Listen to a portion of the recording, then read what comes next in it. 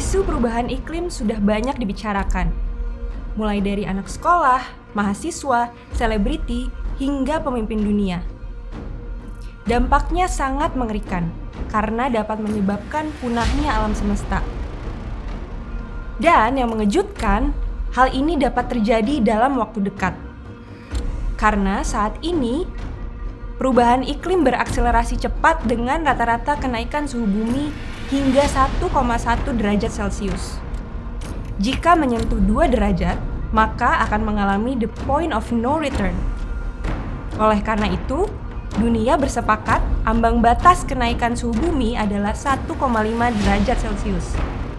Masalahnya, Sekjen Perserikatan Bangsa-Bangsa menyatakan bahwa bulan Juli 2023 adalah bulan terpanas yang pernah kita alami dalam 120.000 tahun terakhir.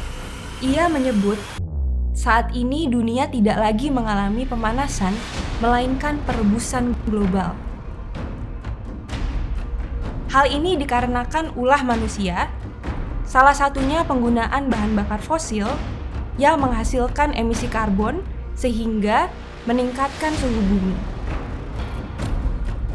Sebenarnya, bumi memiliki penetralisir karbon secara natural, yaitu hutan hujan yang membentang sepanjang khatulistiwa. Namun, hutan malah terus ditebangi hingga kehilangan kurang lebih 60% luasnya. Saya, Putri Modianti, mengajak anak muda untuk bersama-sama melakukan aksi nyata.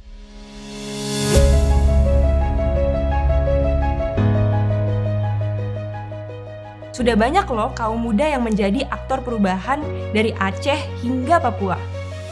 Contohnya, melakukan penanaman mangrove secara masif, ikut serta dalam perencanaan pembangunan, hingga mengembangkan usaha ramah lingkungan. Namun, itu saja belum cukup. Perlu dilakukan aksi yang lebih masif dan sistematis. Tahun depan, 60% dari total pemilih adalah kaum muda. Ini harus menjadi momentum serta kesempatan kita untuk mendorong isu perubahan iklim menjadi agenda prioritas pembangunan nasional. Kegagalan memilih pemimpin dapat menyebabkan Indonesia semakin sering dilanda bencana seperti kebakaran hutan, polusi, banjir, tenggelamnya wilayah pesisir, dan masih banyak lagi. Oleh karena itu, beberapa langkah perlu dilakukan. Pertama, KPU harus menjadikan isu perubahan iklim dan partisipasi kaum muda sebagai salah satu tema debat Capres dan Cawapres. Kedua, Capres dan Cawapres harus menempatkan aksi perubahan iklim sebagai salah satu program prioritas pembangunan. Ketiga, partai politik harus lebih intensif dalam memberikan edukasi dan pelatihan mengenai isu perubahan iklim kepada kadernya.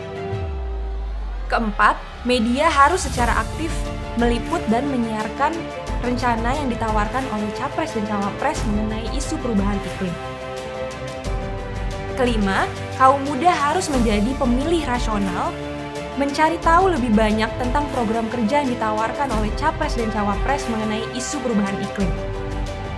Terakhir, kampus, organisasi sosial, dan kepemudaan perlu terus mengadvokasi isu perubahan iklim kepada Capres dan Cawapres. Yuk generasi muda berpartisipasi dalam memilih pemimpin dan memastikan aksi perubahan iklim menjadi prioritas dalam pembangunan Indonesia ke depan.